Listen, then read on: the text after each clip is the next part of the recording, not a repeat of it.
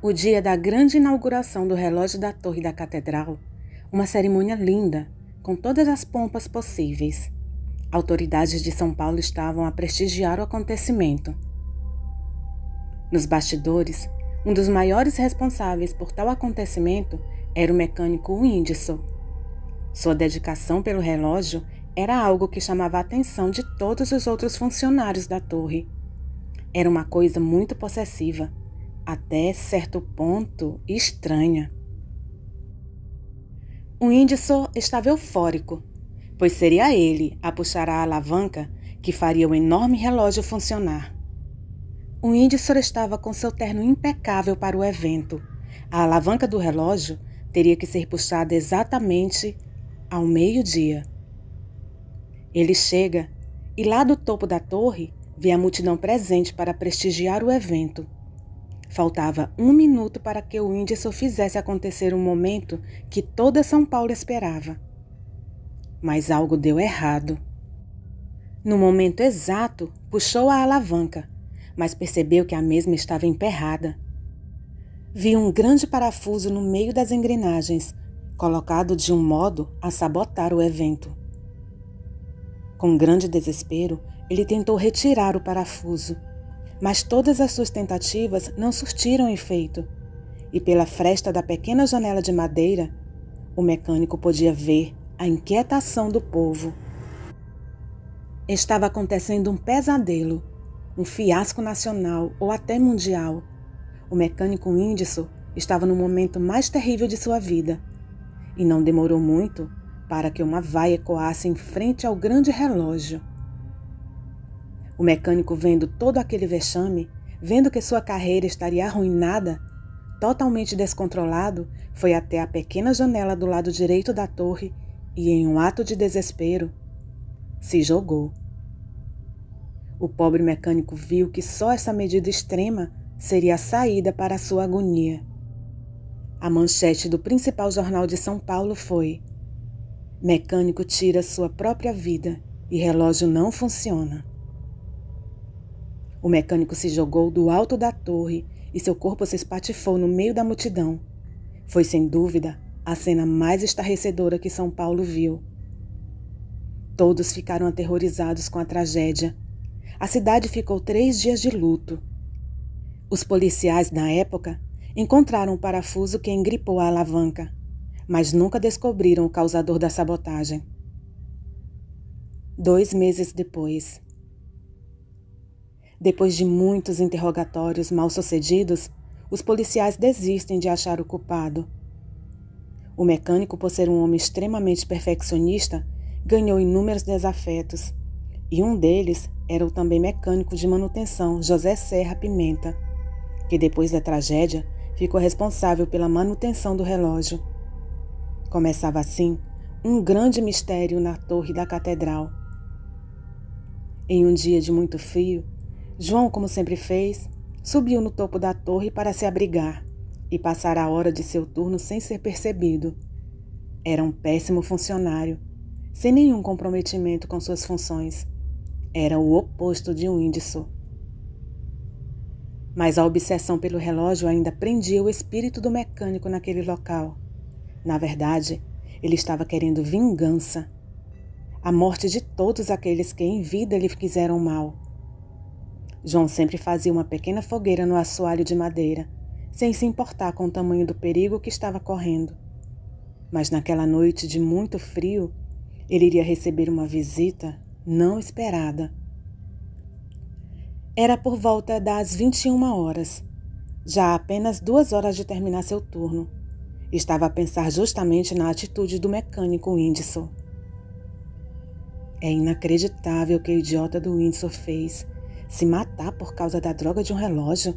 Só um louco como ele para fazer isso. De repente, João olhou para trás da pequena fogueira e viu o espírito do mecânico Whindersson. Meu Deus, o que é isso? Não, Whindersson, clemência, por favor. Mais uma vez a torre da catedral virava manchete no mundo inteiro. Corpo achado nas engrenagens do grande relógio. Era João, com seu corpo esmagado entre as enormes engrenagens do relógio. O corpo só foi percebido quando o relógio parou marcando 21h56. Um vaso com lindas flores foi encontrado bem no banquinho que o Windsor costumava sentar para fazer suas manutenções. Diante de tanta repercussão, o padre com os cardeais resolveram fechar o acesso à torre, até que se descobrisse o que causou a morte de João. Com a decisão de isolar o topo da torre, o relógio deu suas últimas badaladas, 12 horas. Mas, incrivelmente, 18 horas como de costume, o sino da catedral bateu, mostrando que o relógio estava ainda funcionando. Mas como? O padre sai furioso de sua sala, conversando com cada um dos funcionários presentes, mas todos diziam a mesma coisa, que o relógio estava desligado. Então, ele saiu da catedral, queria ver com seus próprios olhos os ponteiros. Santo Deus, o relógio está trabalhando, mas como? Quem fez isso? O padre jamais imaginaria que o relógio teria para sempre o seu próprio cuidador. E vendo que o relógio estava ainda trabalhando, resolveu subir na torre. Eu mesmo vou desligar aquele relógio. Esses funcionários preguiçosos não fizeram o que eu pedi. O padre sobe a escadaria na intenção de desligar o relógio. De maneira nenhuma, ele poderia estar funcionando. Desde o dia da inauguração, só problemas chegavam na catedral. Sua convicção o cegou. Por algum momento ele esqueceu de ser um padre e agiu como uma pessoa comum. Não percebeu os sinais. Quando estava no meio da escadaria, ele deu um tropeço e caiu de joelhos, machucando seu pé esquerdo. Se estivesse calmo e com a cabeça no lugar, poderia entender o recado de não mais prosseguir. Mas o padre estava com raiva. Que porcaria! Esses degraus estão quebrados. O que esses funcionários fazem aqui o dia todo? Sua raiva o impediu de perceber o primeiro sinal. Um pouco mais à frente, como mágica, uma enorme pomba branca passou em sua frente. Um claro sinal. Mas a raiva do padre o cegou mais uma vez. Olha só, até pombos estão entrando aqui. Esses funcionários não estão fazendo nada. Devem estar vagabundeando o dia todo. Era o segundo sinal dado ao padre para não mais prosseguir. Antes de chegar no topo da torre, o padre sentiu uma leve tontura. Viu sua vista escurecer.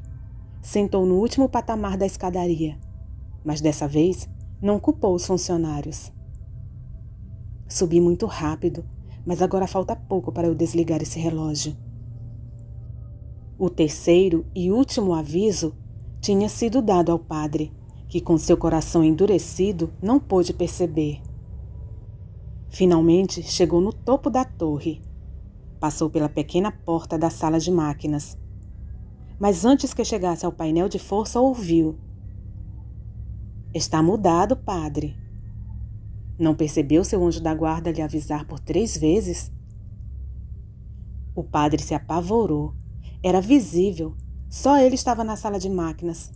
Então, de onde vinha aquela voz que lhe pareceu familiar? Meu Deus! É você, Windsor? O padre ficou apavorado porque não quis acreditar que estava ouvindo a voz do mecânico morto. Ele tentou correr para fora da sala de máquinas. Os jornais no dia seguinte: "A torre amaldiçoada faz mais uma vítima." O medo pairou, chegando ao Vaticano. Dessa vez, um padre tinha sido assassinado, e mais uma vez no topo da torre da catedral. Os legistas confirmaram que o padre morreu com um ataque fulminante do coração, possivelmente acarretado por um susto repentino. Mas dessa vez, um recado estava escrito em uma folha de papel ao lado do padre: "Não desligue o relógio." Os investigadores da cidade de São Paulo tinham um quebra-cabeça nas mãos. Mediante os comentários, uma comitiva do Vaticano foi enviada a São Paulo para desvendar o mistério. com policiais, padres, investigadores, tudo para esclarecer as mortes na torre. Boatos corriam que o local estava amaldiçoado, e isso era péssimo para a Igreja Católica. Um bispo italiano chamado Giuseppe Barilla teve a pior das ideias, contrariando o recado que dizia para não desligar o relógio. Giuseppe, logo ao chegar na catedral, pediu que o levem ao topo da torre.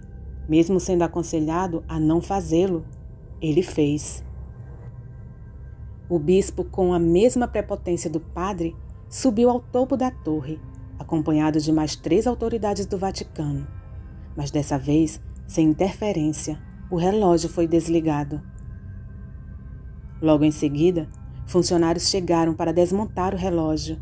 De peça em peça, retiraram todas as partes do relógio, deixando na torre um imenso círculo vazio. Diferente de todas as outras vezes, nada aconteceu. Agora está feito. Eu, Giuseppe Barilo, autoridade do Vaticano, tranco esta torre para não mais ser usada e queimarei as peças desse maldito relógio. Era exatamente 17h57. Antes que Giuseppe terminasse sua fala, chegou às 18h e, sem nenhuma explicação, o sino bateu. O som foi tão alto, tão estridente, tão insuportável, que toda a comitiva italiana caiu morta no pátio. E dia após dia, mesmo com a circunferência do relógio no alto da torre estando vazia, o relógio tocava às 12h e às 18h, com badaladas ensurdecedoras, podendo-se ouvir a vários quarteirões. O prefeito mandou reconstruir o relógio com rapidez. Quando o mecânico puxou a alavanca do relógio, as badaladas voltaram ao normal. Nunca mais alguém se atreveu a desligar o relógio. Reza a lenda que toda noite de 18 de maio, um homem aparece na janela da torre. Boa noite. Nossos agradecimentos especiais ao João Damasceno Filho, autor desse conto. O João Damasceno também é autor de vários outros contos que estão no seu blog no Facebook. Nós vamos deixar o link do blog na descrição do vídeo. Gostou dessa história? Deixe seu comentário, compartilhe o vídeo. Isso ajuda muito o canal. Quer nos enviar uma história ou um conto? O nosso e-mail e o WhatsApp estarão na descrição do vídeo. A todos os nossos inscritos, o nosso muito obrigada pela companhia.